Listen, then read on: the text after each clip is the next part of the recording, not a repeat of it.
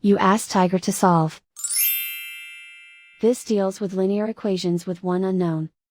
The final result is x equals -1/5.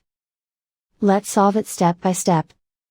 Group all x terms on the left side of the equation. Subtract 4x from both sides. Group like terms. Simplify the arithmetic.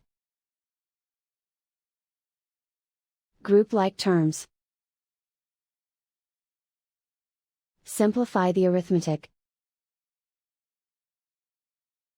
Group all constants on the right side of the equation. Subtract 3 from both sides.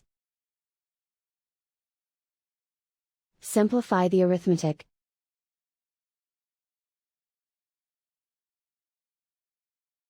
Isolate the x.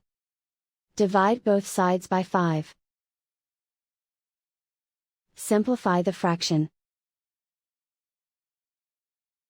And so the final result is x equals -1/5.